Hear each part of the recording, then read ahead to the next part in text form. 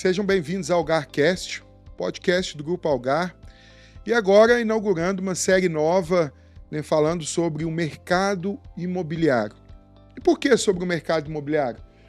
No mês passado, o Grupo Algar lançou sua torre imobiliária, e que já nasce com um potencial fantástico, né?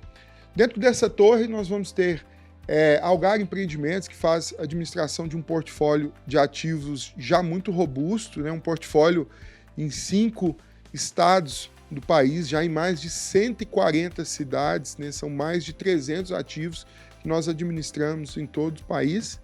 Nós também temos o querido Granja Marileusa, que é um bairro planejado aí de 6 milhões de metros quadrados, que já tem 2 milhões desenvolvidos e estamos em fase de desenvolver mais 2 milhões.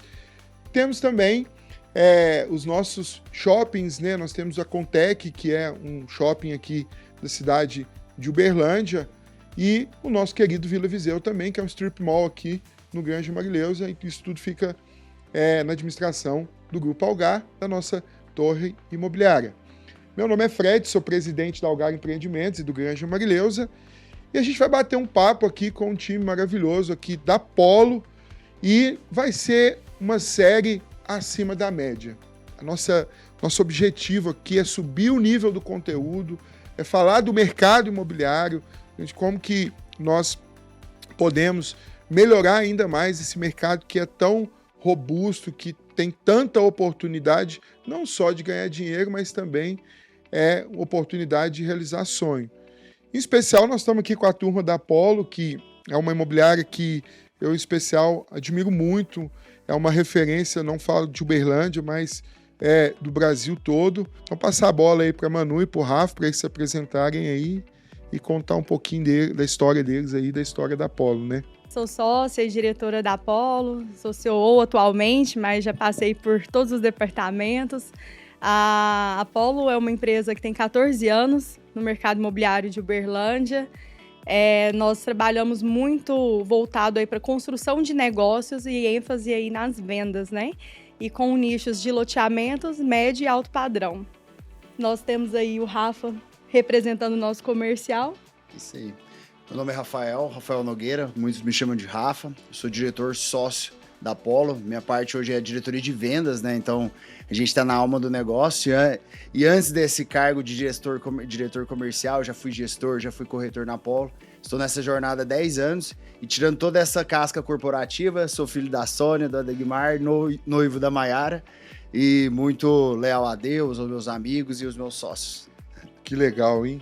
Eu ouço falar de Polo assim, mano, quando eu tô dando quando eu rodo o Brasil, esse dia estava em interior de São Paulo, né, e um incorporador falando que esteve aqui, veio visitar Uberlândia, conhecer o mercado de Uberlândia, que precisamos me falar, né, gente? O mercado de Uberlândia é um dos mercados mais aquecidos do país, é bom pra caramba aqui o mercado, então vem gente do país todo e ele falava que veio conhecer aí o mercado e a imobiliária que ele passou foi a Polo. Como eu disse no começo, não dá para falar de mercado imobiliário e sem corretor, né?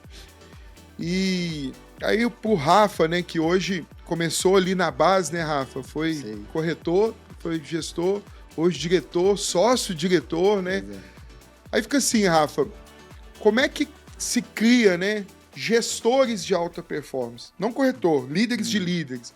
Como é que é a rotina aí de o Rafa, diretor comercial de uma grande imobiliária que busca um baita faturamento, né? Isso só acontece porque tem uma equipe boa, isso é óbvio. Mas, Rafa, líderes de líderes, como é que é isso, Rafa?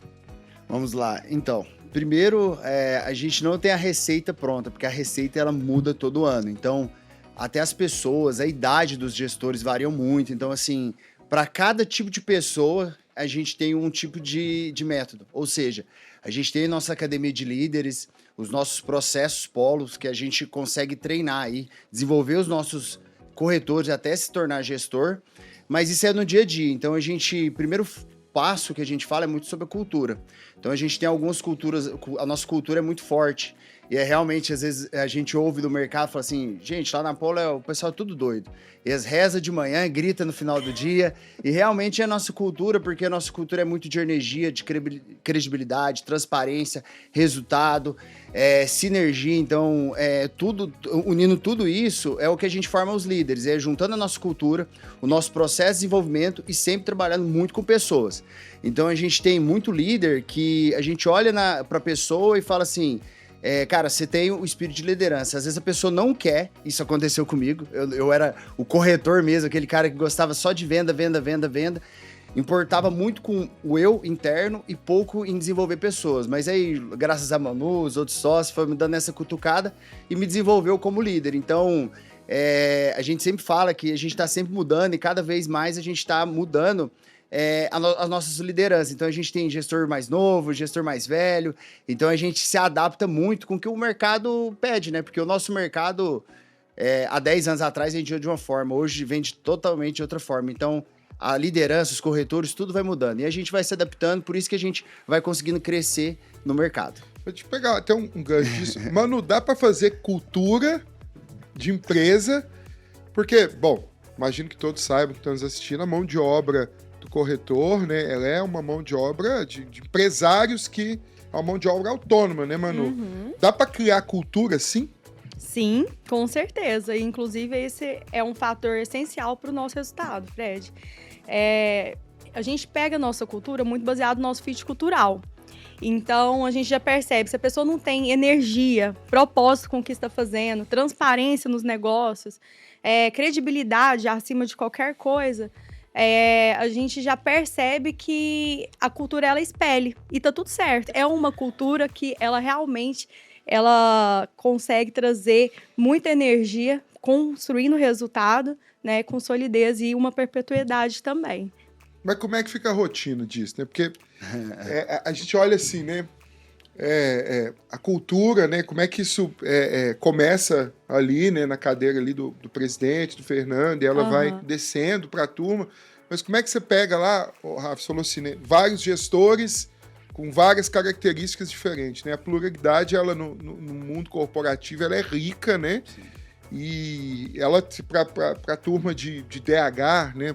Certamente tem turma de DH nos assistindo, né? Como é que a gente cria uma rotina, né, para que a cultura seja igual para profissionais com várias características diferentes, né, Rafa?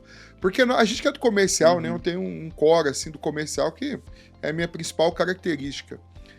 E a gente às vezes quer focar muito no resultado, mas a gente se perde ali, né, no como chegar no resultado. Agora, como é que o Rafa faz, né? Tem 5 ou 6 gestores lá, com características diferentes. Como é que você garante que 5 gestores têm a cultura do negócio? Então, eu acho que a cultura, a gente fala que todos os dias a gente tem que estar sempre, não aplicando. Primeiro começa com a alta liderança da empresa. Então, os nossos sócios, diretores, o tempo inteiro eles têm que estar com a cultura aflorada neles. Então, pegar um exemplo, nós somos fanáticos pelos resultados. A gente realmente não aceita ficar em segundo lugar. O nosso lugar é o primeiro, e isso é uma coisa que eu defendo. Então, hoje, se você ver meu grupo do WhatsApp com meus gestores, a frase é assim, ó: em qual construtora ou em qual segmento você vai ser primeiro lugar? Então, a cultura da liderança. Isso. Sempre estar na liderança, no topo do ranking. Isso. Ajuda a descer. Isso é uma parte. Propósito. Todos os nossos gestores têm propósitos bem definidos. Legal. Então, assim, a gente sabe, olhando no olho de cada um, onde que cada um quer chegar. Então, a gente tem exemplos disso. Eu quero ser diretor, eu quero ser sócio, eu quero abrir uma polo nos Estados Unidos. Então, a gente sabe muito os propósitos. Então, a gente alinha muito o propósito com o resultado. A gente sabe que um está querendo comprar uma casa, um carro, fazer uma viagem especial. A gente é muito transparente, então a gente não esconde nada, o nosso jogo é muito aberto. Então isso a gente garante também que eles tenham a transparência com a gente, com o restante do time, o restante da empresa. E quando a gente fala de credibilidade, que é o nosso forte, a gente não vende só por vender. A gente tem muito o que eu falo, um sentimento que a gente gosta realmente de prestar assessoria para o nosso cliente, prestar assessoria para os nossos parceiros, que é o nosso primeiro cliente, são os nossos colaboradores, os nossos corretores, os nossos gestores, então a nossa credibilidade com eles é muito alta. A gente fala também muito de energia. Energia, a gente não aceita, por exemplo, quando você está num cargo de liderança da Apollo, você realmente tem que trabalhar mais que os outros. Não é por falar assim, hora tela ou hora na Apollo. Não, realmente colocar energia, o espírito no lançamento, o espírito numa venda, realmente ter aquela energia, você chegar na Apollo, você vê o seu corretor desanimado, sacudir ele, cara, bora, vamos, você consegue, você vai conseguir trazer o resultado. E a sinergia entre as partes, que quando a gente fala sinergia, a sinergia que eu tenho com a Manu, com os outros sócios, com os outros gestores, porque lá na Apollo, a gente sabe quanto a pessoa ela vai conseguir se desenvolver na liderança da empresa, passar de corretor por todos os cargos, quanto ela tem sinergia com os outros departamentos, com os corretores e com os outros gestores. Troca de experiência, resultado, o que fez que deu certo, que não deu certo. E a gente fala que a gente sempre ensina tudo. Só que falar, ensinar, nem sempre a pessoa vai fazer. Ou seja, e a gente tem uma cultura mesmo, eu fiz, deu certo, vou ensinar. E esse ensinamento que a gente faz sempre através dos nossos programas de educação dentro da Apollo, a gente tem essa cultura de ensinamento que favorece a sinergia. Então a gente consegue manter a cultura ali cada dia através de cada ponta dessas. Então a gente está falando que uma parte é competitividade, né? Uhum. Quero ser líder, né? Quero estar no topo, né? Depois a gente vem ali para propósito, né? Sim. Porque seus liderados e o seu time de gestores precisam ter propósito. Depois a gente vem para a parte da transparência, que eu acho muito rica, né? Clareza naquilo que precisa fazer, e a gente encerra ali com um exemplo. Sim. Né? É legal quando você tem um diretor que passou pela jornada e ele consegue na ponta ali refletir, cara, eu já tive aí, eu sei como é que faz, eu sei como é que funciona, eu sei como é que se... Olha que legal, gente. Então a gente está trazendo aqui um case aqui, né? Nós estamos falando de líder para líderes, né? Não a base direto, né? Rafa trouxe uma experiência onde ele foi a base, hoje ele é sócio-diretor, né? Manu também foi a base, né? Hoje ela é VP ali de operações. E tudo isso assim, né? O exemplo tá arrastando todo mundo, criaram-se a cultura, deram assim, né? Liderar sempre, a gente quer estar uma cultura de ranqueamento mesmo, uma competição. Depois a gente desce isso ali para a parte de propósito, de exemplo, né? E clareza de onde a gente precisa chegar. Então é uma dica valiosa, Rafa, obrigado por isso. A gente começa ali a ver como é que faz para que o diretor tenha líderes capacitados, né? Sozinho a gente não faz nada, né? Sem romantizar o assunto, que são os valores, porque quando a gente percebe, e a Algar é uma prova viva disso, é tomar decisões baseadas nos valores da empresa. Por isso que o fit cultural tem que estar muito alinhado lá na contratação, não só no decorrer do processo. Quando nós trazemos qualquer pergunta e a gente está com os valores alinhados, são aquelas perguntas que a gente mesmo já sabe a resposta. Porque se a gente tomar decisões pautadas nos valores, a gente já sabe o que tem que ser feito. E às vezes isso facilita, não, na verdade sempre facilita na tomada de decisão, sem precisar, com essa movimentação de cadeiras que a gente consegue fazer de uma forma construtiva.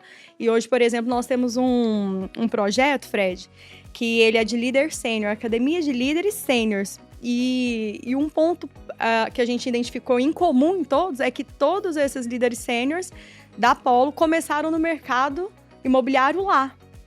Inclusive nós. Turma nova. Então, pegar ali o cara começando na profissão, ensinar para ele a cultura, né? A questão assim, de... Você usou uma palavra rica aí agora, mas na Algar a gente fala muito, né? O nosso propósito, gente servindo gente, né? Então, você conseguir ter pessoas dentro de casa com esse olhar é um diferencial. E o nosso grande desafio enquanto mercado imobiliário é ter autônomos dentro de casa com a cultura, né? Do negócio da empresa. Não é só vender terra e ganhar dinheiro, né? E Fred, só mais um adendo, para a gente estabelecer a cultura de resultado forte da Apollo, a gente nunca passa um corretor médio para líder. Por quê?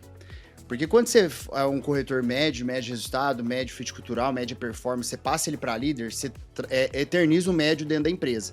E a gente nunca busca pessoas medianas no cargo de liderança. a gente busca sempre o alta performance para esses cargos de liderança. Isso favorece muito a cultura, porque a pessoa média, ela acaba ali descendo como se diz, a média da empresa. Ela vira a média, né? Isso que você está falando, a gente vai para uma outra discussão profunda, né? Porque eu vou encerrar aqui para a gente começar a falar de uma outra coisa boa, mas eu tenho dito o seguinte, nós estamos vivendo um tempo que o mediano está sendo aceito. Não pode. Não pode. O medíocre não pode ser... E as empresas têm uma culpa nisso, porque a empresa acaba, pela escassez de mão de obra, aceitando o resultado medíocre, não é cortar carne, é sobre desenvolver as pessoas, e as pessoas têm que querer ser desenvolvidas, né? Então, isso que você falou é muito rico, né? Aceitar o mediano, a gente precisa agora banir essa cultura corporativa, né? Porque tem muita empresa aceitando o mediano, e nossa, pô, eu vou aceitar aquilo ali desse jeito, porque não tem outro. Isso precisa acabar. Você fala assim, nós, como líderes, né, como heads do negócio, nós não podemos aceitar que profissionais medianos, né, estejam em nossa equipe. A primeira reunião que eu fiz, quando eu vim para o Grupo Algar, eu sentei com a turma e falei o seguinte: vocês todos precisam ser melhores do que eu. Ponto. Todos. Eu preciso ter um time melhor do que eu. Rafa precisa ter os líderes dele melhores do que ele. Então lá na Algar Empreendimentos é assim. Todas as pessoas, todos os heads lá são melhores do que eu nas suas áreas. E por isso que a gente vai entregar resultados extraordinários, porque a gente tem as melhores pessoas. Boa. Eu acho que para falar de gente, essa do Rafa aí foi maravilhosa. Não vamos aceitar. Uma pergunta que eu sempre faço para poder até trazer a régua até dos líderes. Então, Fred, você vai abrir um negócio. Aí pode ficar na sua cabeça. Quais são as 5 pessoas que você traria para ser seus sócios? Uma boa pergunta, hein? E aí, dependendo dessa resposta, que a gente entende se o time realmente faz sentido, aquelas pessoas, e o que o gestor está procurando naquelas pessoas, para a gente realmente entender o que precisa ser desenvolvido para gerar aquele resultado.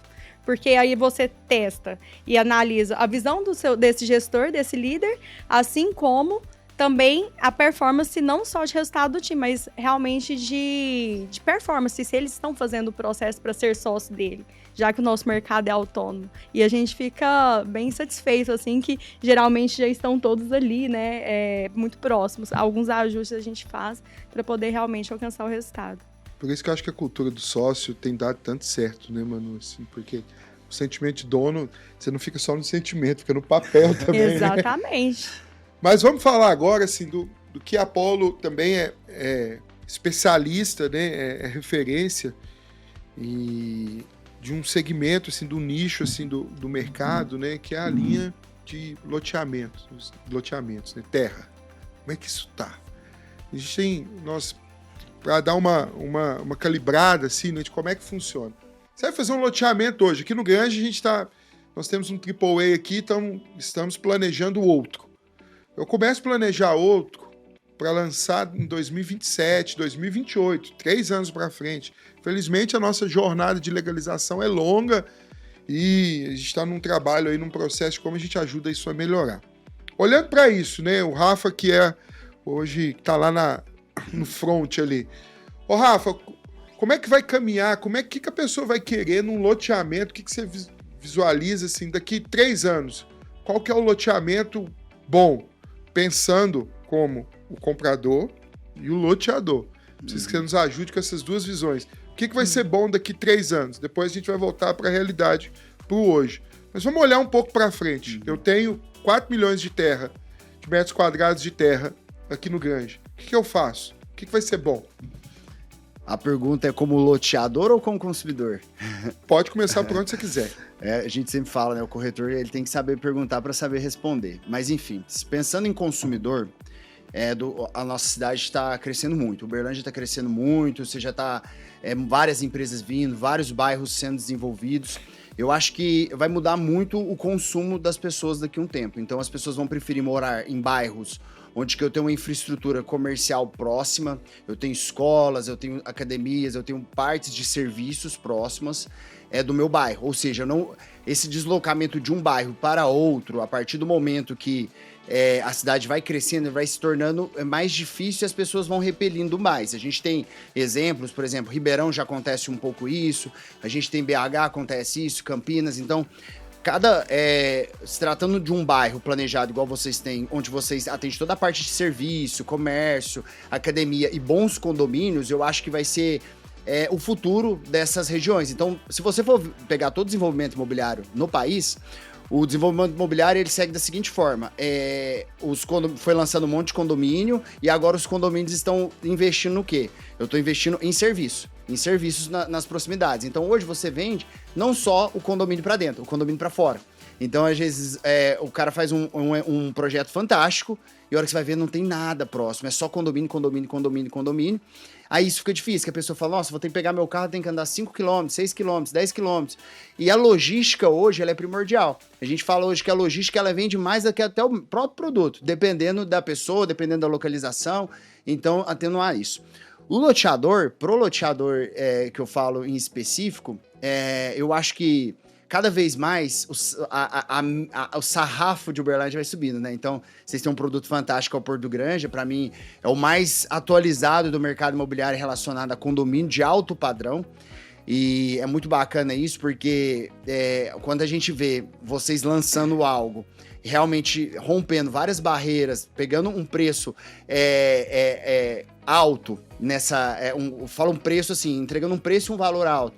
E esse desenvolvimento que vocês trazem pro Granja é um negócio muito fantástico. Então, pro loteador eu daria dicas assim, foque muito no público na área de lazer, principalmente em academia, principalmente nessa parte de cuidar da saúde, que não é porque eu cuido da minha saúde, mas as pessoas estão se tornando cada vez mais. Então, saiu uma matéria recente agora que fala que as pessoas hoje consomem menos álcool, vão menos embalada. Então, você vê que o público está mudando para essa parte. Focar muito na questão de criança. Quadras, brinquedotecas, playgrounds, porque hoje a decisão de compra ela não está mais na mão do pai e da mãe, está na da criança.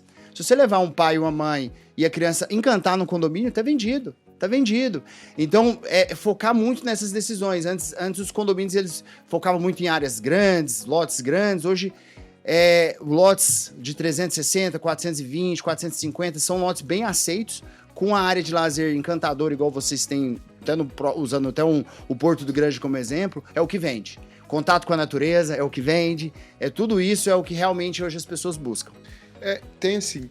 Depois eu vou dificultar a vida da Manu. Tá. Tá dificultando a vida primeiro. Vamos lá. Mas a gente tem falado muito, né, que o tempo hoje é jornada. Sim. A gente conseguir, né? Por que a gente entende que, de certa maneira, assim, né, os bairros planejados têm se tornado uma tendência? Porque tudo que você explanou, ele acontece na vida de um bairro planejado. Então, você tem serviços, você tem empresas, você tem parques, né, que é o nosso caso, que a gente tem um parque, e tudo isso gera qualidade de vida para todos os casais, né, para os pais, para as crianças, você tem academias, então tudo isso a gente consegue nascer num bairro planejado. Sim. Mas você lembra que a gente falou que a gente vai subir o nível agora da discussão, né? Uhum. No papel do desenvolvedor, do loteador, qual que é o desafio disso? Quando eu penso assim, quando eu vou fazer um condomínio fechado, né, hoje a gente passou o Granja passou, né, assim como outros condomínios já passaram, mas quando nasce o desenvolvimento urbano no entorno da cidade, ele geralmente é afastado, porque é onde tem terra, e onde a terra tem um custo menor ainda, e depois o desenvolvimento vai acontecendo, né, Manu? Aí, como fazer isso, né? Como é que a gente pensa, se organiza para ter assertividade no caixa da empresa, né? Porque gente, é muito caro. O loteamento é um negócio muito caro, né? A gente está olhando a fase do desenvolvimento do outro, né? E como é que, no papel do consumidor, como é que ele vai eleger onde é que ele vai pôr o dinheiro dele, Manu? Onde é que ele vai investir o dinheiro dele? Como é que ele elege o local onde ele vai investir o dinheiro, né? Tanto quem vai morar e como investir. Como é que fazer uma boa escolha disso? Pensando no lado loteador, uma sugestão que a gente sempre dá é que, às vezes, como você falou assim, não dá para fazer o mercado imobiliário sem as imobiliárias. E ainda é visto as imobiliárias muito como a força de vendas. Mas até no caminho nós estávamos falando a importância de fazer a construção do produto junto.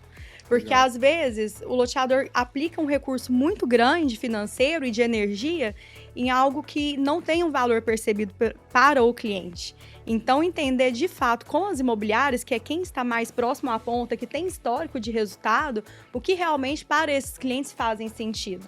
Então, pensando em caixa, a grosso modo, seria muito entender realmente o que para o cliente é importante. E para o consumidor, a gente pega, por exemplo, Uberlândia, é muito comparado a Ribeirão Preto, né? Uhum. Inclusive o mercado imobiliário. Então, e Uberlândia, ela, a nível de território urbano, ela é 6 vezes maior do que Ribeirão Preto. Então, é muito maior do que uma cidade que a gente tem uma comparação. E com isso, a gente tem muitas boas opções hoje no mercado de condomínio, tanto de revenda, lançamentos, enfim, mesmo com toda a dificuldade, né, de morosidade nas aprovações. Então, hoje, para o consumidor, Fred, pensando a médio e longo prazo, a gente percebe que, aí até mudando um pouquinho de assunto, mas pegando todo o contexto de tecnologia, as pessoas têm voltado para o simples, que são as conexões.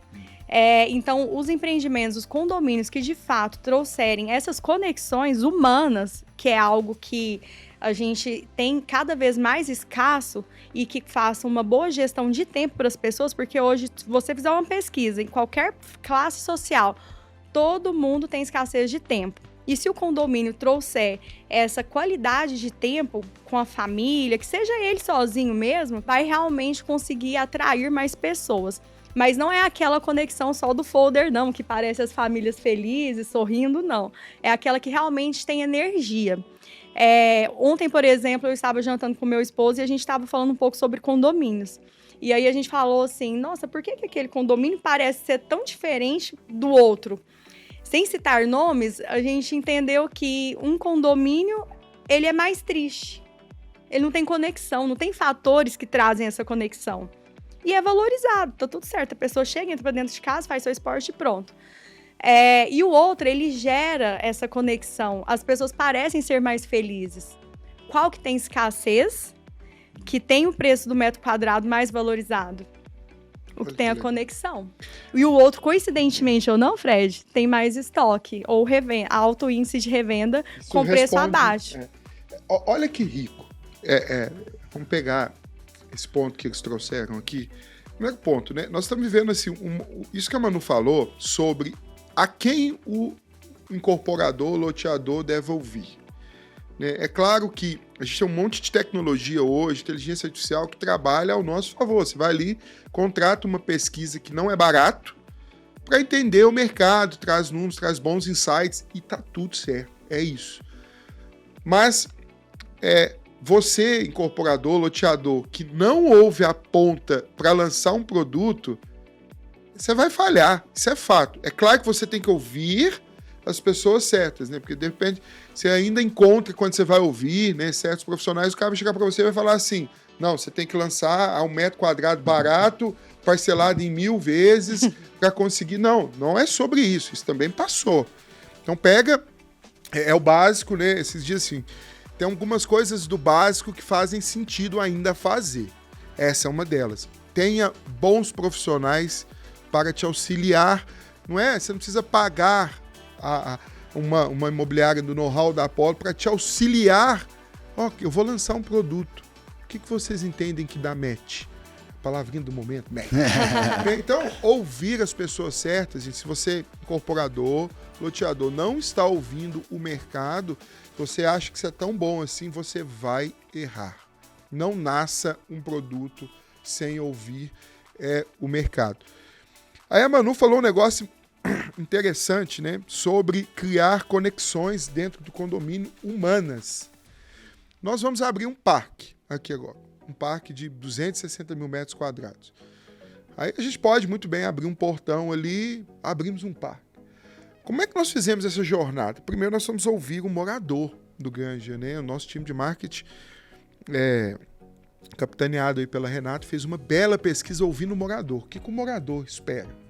O morador espera isso, espera aquilo, ouvimos o morador. Depois ouvimos o mercado e agora vamos fazer dever de casa, vamos entregar para o morador e vamos entregar para o mercado. o mercado entender. Mas veio uma preocupação, Manu. Beleza, nós abrimos um parque. E aí? E se o morador não vier? E se a comunidade não vier usar o parque? Então a gente pensou no parque, em ferramentas internas no parque que as pessoas vão usar.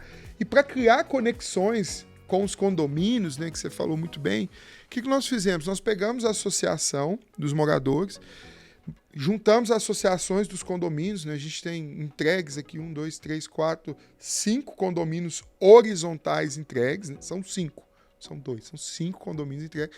Juntamos todo mundo e falou, ó, cada um de vocês vai adotar um pedaço do parque, para que o seu condomínio crie conexão com o parque. Porque as pessoas do seu condomínio vão ao parque, conversam com as pessoas do outro condomínio, né? Isso é muito rico. O nosso presidente do nosso conselho, o Dr. Luiz Alberto Garcia, ele defende muito isso, né? Ele nos fala muito assim que os condomínios horizontais não deveriam ter as suas áreas comuns fechadas, devia ser aberto ao uso dos outros condomínios para que criem conexões com as pessoas. O Dr. Luiz fala muito isso para nós. E o que nós fazemos com isso? Tudo que a gente tem pensado como desenvolvimento urbano, como bairro planejado, é para que aconteça conexões humanas, que as pessoas se encontrem. O dia está pequeno, chegou 6h30 da tarde, 7 horas da noite, ou 6h30 da noite, eu quero ir aonde? Onde eu vou encontrar? Ou vou ficar sozinho no parque lá, mas as pessoas precisam ter conexões humanas. Eu acho que esse vai ser um diferencial para os próximos condomínios que vão vir, Rafa. E você falou um outro muito rico, isso. Você falou um outro detalhe muito que eu acho muito interessante. Lotes grandes ou lotes pequenos? Vamos lá. Eu acho que anteriormente, há 15, 10 anos atrás, como que as pessoas se imaginavam? As pessoas se imaginavam em grandes casas, sobrado, aquela casa que aproveitava o máximo do terreno.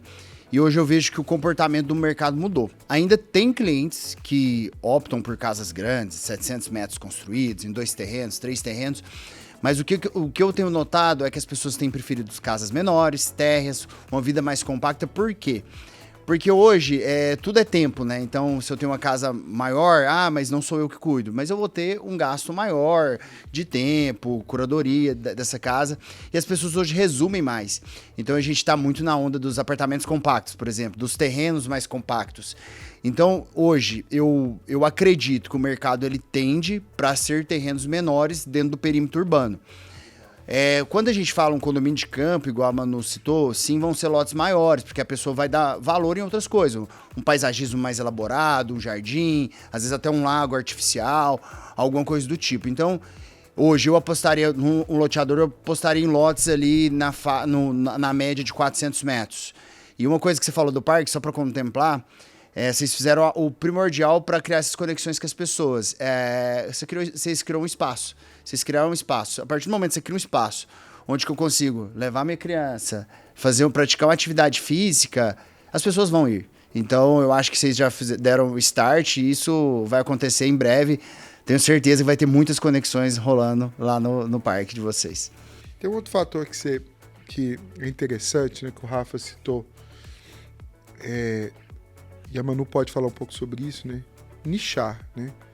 Porque nós temos visto, né? É uma tendência, a população quer ter menos filhos. Não é o meu caso, né? Nem o meu, né? O Rafa ainda não entrou na jornada, não, né? Tá novo a Maiara média lá, tá né? boa. O bom que vocês subiu a média aqui, então a gente tá com a média de dois filhos aqui. Eu não tenho nenhum, então... Eu tô com 4 e contando, né, Rafa? Então eu preciso de espaço para levar meus filhos, né? Contando. Mas aí que tá, Manu. Quando a gente vai lançar um produto, né? Aí entra para... Eu acho legal as questões das técnicas, das pesquisas, né? De tudo que a inteligência nos traz, né? Mas tem uma parte humana que a máquina não vai substituir. A gente vai ali, faz lá o preço, produto e público, né? E eu acho que o público, né? Entender, Rafa, o momento assim, né? Eu gosto de dizer que tem um tênis para cada pé. Tem um lote para cada cliente, né? E ser assertivo, né? Como é que a gente vai definir o público, Manu? Naquele tempo. Imagina só, ao tanto que a vida do loteador não é fácil. Eu estou olhando um produto para lançar daqui 3 anos. Como é que eu vou acertar o cliente daqui 3 anos o comportamento de consumo do cliente daqui a 3 anos. Como é que eu acerto esse negócio? Difícil, Essa hein? bola de cristal de vocês, nesse caso, é muito voltado pelo ticket, né? Porque por mais que as pessoas queiram ou não ter espaço, tem o que elas conseguem pagar por ele. Então, isso se tratando de região, do bairro ser planejado ou não, da questão também da infraestrutura. A gente vê, por exemplo, algo que quase que atualmente inviabiliza um condomínio fechado, é a fiação subterrânea, que hoje, por exemplo, o Granja tem já no bairro, não só nos condomínios. Então, toda essa qualidade de vida agregada a valor financeiro é o que realmente determina o público que vai alcançar, né, esse condomínio, que vai ter isso como cliente. É claro que, voltando no valor percebido. O que é o valor percebido por independente da classe social? É o que gera essas conexões. É a área de lazer e com um estudo muito bem elaborado pelo que aquele público está buscando naquele, né, não é nem na geração mais, porque eu vejo muito independente da geração, mas atualmente com o comportamento humano da atual, né? Isso é um negócio difícil, mano. A nossa missão, né, é desenvolver espaços urbanos. Essa é a nossa missão. Quando a gente pensa em desenvolver, não dá pra gente ter só o high ticket aqui, né, só aquela renda alta. A gente precisa conseguir desenvolver um espaço urbano para atender vários tipos de renda, né? Quando a gente vai desenvolver um produto, uma das linhas, né, que a gente olha, nós estamos olhando para 3 anos, 4 anos. Como é que a gente olha para a renda do consumidor daqui a 3 anos? Quanto esse cara vai estar ganhando daqui a 3 anos? Porque o funil, ele é dividido ali, tem um funil que ele é dividido por renda, né? O Rafa é professor disso, tem lá, renda A, B, BC, C2, C1, isso vira um funil de renda ali, né? E a renda, na medida que ela vai aumentando, o funil vai diminuindo a quantidade de clientes. Beleza, é esse o negócio. Mas a gente tem que olhar para frente, né, Manu? Como é que vai gerar esse valor, né? E como é que a gente vai ser assertivo no bolso do consumidor? A gente tem que olhar para a inflação do negócio, não só a inflação que vai refletir no bolso do consumidor, mas no desenvolvimento também. Quando a gente olha fiação, a parte elétrica subterrânea, a gente está com esse valor muito atualizado, porque nós estamos orçando uma próxima fase. Fiação subterrânea custa 7 vezes o valor da fiação aérea. E você põe isso aí a fiação subterrânea do porto aqui ficou 5 milhões de reais. É muita grana. E a gente precisa aí entrar com um time comercial bom, bons gestores, bons diretores, Rafa, para conseguir mostrar valor disso para o consumidor. Mas a assertividade do nicho é um diferencial, né, Manu? Você entender a renda do cara, o comportamento da renda desse cara daqui 3 anos, 4 anos, você conseguir fazer um desenvolvimento urbano, né, para isso. Aí eu volto a dizer a importância de ouvir os especialistas. Cara, o incorporador, desenvolvedor, loteador que não ouve a ponta, ele vai errar. Né? Principalmente que a gente tem assim, né? Se a gente pensar daqui 3 anos, mudou o governo, a economia é outra. Daqui 4, 5 anos, mudou o governo de novo, muda o prefeito, muda o presidente, muda a economia, sente. O perfil do consumidor, do investidor, sente também, né? Então a gente precisa estar muito atento a isso, né? Esse comportamento. Agora, outra pergunta, Rafa. Agora, a gente falou muito do comportamento de quem quer morar. A pessoa que está comprando para ter espaços, né? Os caras que querem ter muitos filhos aí, onde é que meus filhos vão brincar, né? Do tempo, as pessoas não têm tempo para ficar nas suas casas, que estão sempre trabalhando, então ter tudo perto é importante. Mas e para o investidor de loteamento, Rafa? Ainda é um bom negócio o cara pegar o dinheiro dele, agora eu vou dificultar a sua vida, porque a Selic está 15% aí, então investir, aplicar o dinheiro também está muito bom, né? Aplicar o dinheiro. Mas aí é que tá, Rafa, tirar o dinheiro da aplicação em pôr terra é bom ainda? A dificuldade de aprovação que você falou, que a gente hoje, um corretor apresenta uma área para uma incorporadora, esse prazo de contrato vai 1 ano, 1 ano e meio, mais 5 anos para fazer a aprovação do loteamento. Ou condomínio. A gente está falando de 6 anos e meio, 7. Só por essa demora nessa aprovação, eu já crio uma escassez e eu reduzo a quantidade de produtos disponíveis no mercado. Ou seja, a primeira coisa que eu penso na valorização é escassez. Então, o loteamento do condomínio por si só ele já é escasso. Quantos loteamentos lançam comparado com quantos prédios lançam? Então, só isso você já vê uma escassez, porque já demonstra que o loteamento ele é mais vantajoso. Segundo ponto que eu acho que, principalmente, vamos tratar do Porto do Grange, um alto padrão. O alto padrão ele já é blindado pelos próprios clientes que compram. Ou seja, por se tratar de um AAA, um produto de alto padrão, ele já é blindado pela renda. Ou seja, dificilmente um cliente do Porto do Grange com a renda elevada vai queimar seu produto no mercado. Ele só vai vender a hora que ele faz aquela continha. Se o meu dinheiro tivesse aplicado, daria tanto. Então, se eu estou aqui no Porto do Grange, valorizou tanto, eu preciso vender ele a tanto. Terceiro ponto, normalmente as loteadoras e urbanizadoras, elas são empresas muito estruturadas. A gente tem o caso de vocês, aqui em Uberlândia, entre outras, que essa solidez fazem eles não fazerem loucuras e queimar esse produto. E o quarto ponto, nunca teve tão barato comprar um loteamento. Quando a Selic estava 2%, a gente tinha os planos de 180 vezes, 0,94 mais IPCA. A Selic era 2%, 3% e estava esse plano. Hoje a Selic está 15%, e o plano ainda é 0,94 mais IPCA. Então, para o cara que compra parcelado, hoje nunca foi tão vantajoso. Por quê? Ele consegue fazer o mesmo plano que quando ele fazia com a Selic a 3%, que os juros base do mercado estavam muito em conta, e eu consigo fazer um plano dessa mesma magnitude pagando menos. Por quê? Por que pagando menos? Porque se eu deixo meu dinheiro aplicado ou alguma coisa do tipo, eu tenho essa segurança financeira. E o quinto ponto, porque o loteamento, durante a valorização dele, eu tenho a valorização do bem, eu entregou ele, eu consigo subir ainda mais o sarrafo. Eu posso fazer uma casa, vender e aumentar ainda mais a minha margem. Ou seja, é só benefício. Eu não vejo um malefício tanto que a Selic baixa ou tanto que a Selic alta. Só que esse momento, para mim, é o melhor momento. É o melhor momento porque a gente tem bons loteamentos em boas localizações, a cidade ainda não cresceu muito em perímetro, então todos os loteamentos hoje disponíveis à venda, principalmente aqui na região do Granja, a gente tem um loteamento aqui em volta da gente, né? Eles são bem localizados. A partir do momento que vai passando 3, 4, 5, 10, 15, 20 anos, o perímetro da cidade vai crescendo e eles vão ficando mais distante das áreas mais centrais. Então, é isso. Você deu uma aula agora, né? Eu que já morei em alguns grandes centros, eu gosto de dizer que Uberlândia não tem região ruim. Uberlândia é bom, a logística de Uberlândia é bom. A gente consegue atravessar Uberlândia em 15, 20 minutos, né? Você fica em Belo Horizonte, você não tem Senac, São Paulo não tem, Ribeirão você já sofre um pouco com isso, né? Mas o Rafa falou uma palavrinha mágica que o investidor ou morador tem que olhar muito. Você está comprando de quem? Exato. Porque se você pôr o seu dinheiro, né? Porque tem onde mora algumas oportunidades, também mora algumas ciladas, né? Quando eu fico observando assim, né? Pode parecer um pouquinho de arrogância, que eu vou dizer, mas não é. A gente recebe algumas propostas às vezes, né? Das pessoas falam assim, cara, mas peraí, não entendi. A gente não está precisando, a gente está precisando fazer bons negócios, mas a gente não está precisando de dinheiro. Por quê? Porque quando o negócio é barato demais, desconfie de quem está fazendo o desenvolvimento. Porque é uma construtora, ou uma incorporadora, ou uma loteadora que pode estar com problema. Então, você saber de quem que você compra é super importante. Então, compre de empresas sérias. Olhe para isso.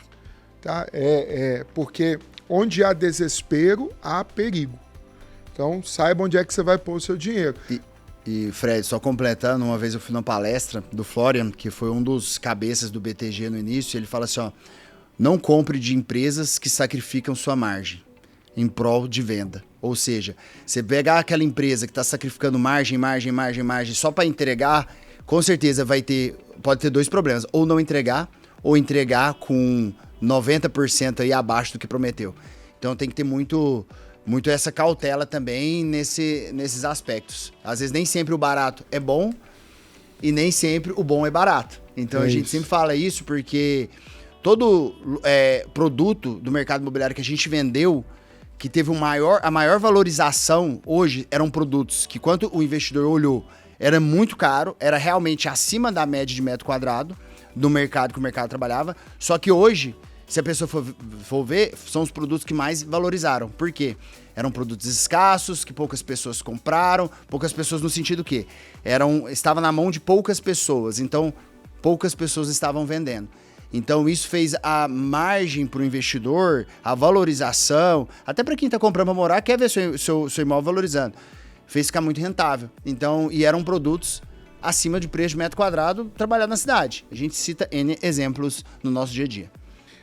E isso assim, você falou, Rafa, isso é muito importante, isso, sabe? Eu tenho visto assim, né, nos momentos aí vem a importância, né, das empresas sólidas. Porque no momento de Selic alto, a gente vai falar disso, nós vamos ter um episódio com incorporadores, com grandes players, né, para falar justamente da parte da incorporação.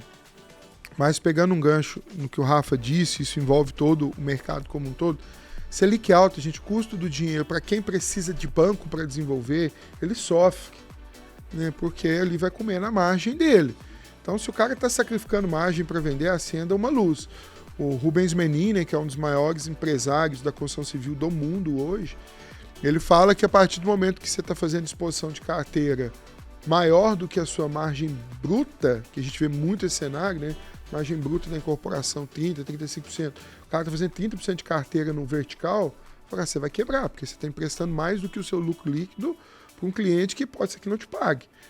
Então tem que ter esse olhar. Então, para o investidor, né, as pessoas que gostam de investir, isso fica para o desenvolvedor também, né? Por isso, a inteligência na hora de desenvolver um produto é essencial. Né? O erro do produto, né, a jornada do desenvolvimento imobiliário, né, ela é longa, porque você fica ali 5 anos para aprovar um projeto. Você aprovou o projeto. Depois você vai vender e construir esse projeto. No mínimo 3 anos ali, 2, 3 anos. Já deu 8. Depois o incorporador, o loteador tem 5 anos de garantia disso. Então nós estamos falando aí de 12 anos de uma jornada. Então se você errar no início, na largada, ele não vai dar dinheiro. E se ele não dá dinheiro, óbvio, você trabalha para não ganhar dinheiro, mano? Você trabalha, Rafa, para ganhar? De jeito nenhum. A gente trabalha para ganhar dinheiro. A empresa precisa dar resultado para parar de pé. Então, se a gente pensar no desenvolvimento urbano, que são 12 anos, 10 anos de jornada, se você não nasce um produto da maneira correta, você vai ficar marcando o prejuízo dele 10 anos. É 10 anos que ele vai te comer margem. Uma obra mal feita é 5 anos você fazendo garantia dela. Né? Um produto mal lançado, você não vai vender bem, não vai ter liquidez. Quem comprou não vai ter o seu dinheiro valorizado, ele não vai te comprar de novo. Agora, e é muito legal isso que o Rafa falou, porque a gente tem um efeito bacana do investidor que compra, né, daquele cara que compra terra, dele começar, peraí, acho que é o momento de eu comprar o segundo lote. A Selic está alta, eu vou comprar bem agora, porque ela vai cair. Sim. Vai reduzir, isso é um fato. Ela não vai ficar 15%. A gente já viveu isso quantas vezes nos ciclos, né, mano? Selic alta, Selic baixo, Selic... Não é a primeira vez, né, Rafa, que a gente vive isso, mas ela vai cair. Né? Aí o cara que comprou agora, né, que pôs o dinheiro dele, que fez isso agora, na hora que ela valorizar, vai valorizar o imóvel dele também. Por quê? Porque na hora que a Selic cai, para quem vai comprar do investidor, aí o Rafa trouxe Olha o insight legal que o Rafa trouxe. Você compra o terreno, ganha na valorização. Depois você faz uma obra no terreno e ganha na obra. Poxa. E ainda...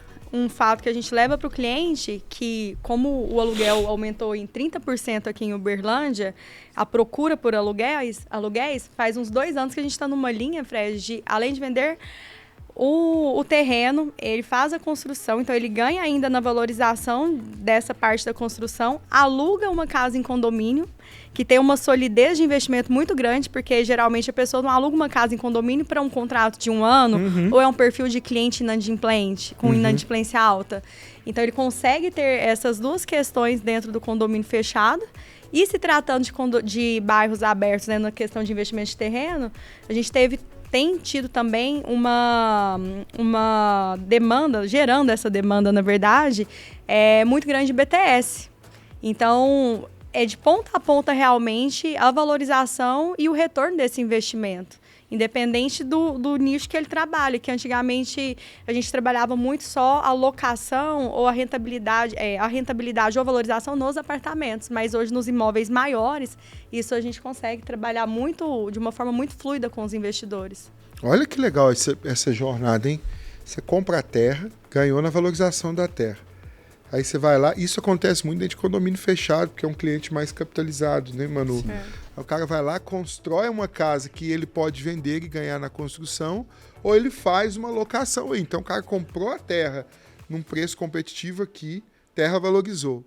Aí ele vai olhar para o mercado, Manu trouxe um indicador importante. Locação tá bombando. Bombando. Cara, eu vou construir, vou alugar e vou remunerar.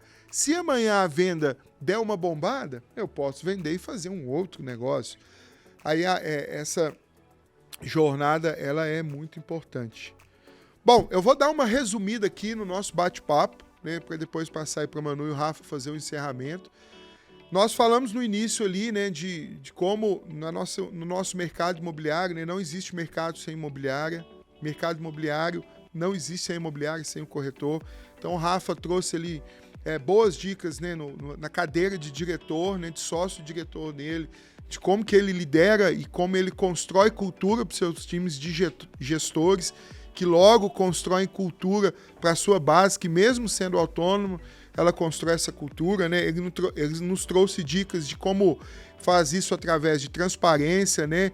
De competitividade, né? Querer ser ali, estar sempre no topo desse negócio, traz clareza, ele traz o exemplo, né? Porque a gente olha para os heads da Apollo hoje, para os executivos da Apollo hoje, todos vieram da base ali, de como ter uma base forte, e trouxe um insight que eu gosto muito, que a gente não pode aceitar o mediano. Então foi um papo bom, falamos de investimento em loteamento, falamos de terra, compensa comprar, o Rafa trouxe 5 dicas super importantes ali do porquê o momento é bom para o investidor, por que o cara pode comprar terra e vai ganhar dinheiro. Nós trouxemos também um olhar para daqui 3 anos, né? Comportamento de cliente, comportamento do desenvolvedor, né? Saímos daqui assim, reforçando que desenvolvedor, nós precisamos ouvir o especialista na ponta, não ouve o aventureiro não, ouve um especialista que você vai ser muito mais assertivo no teu produto.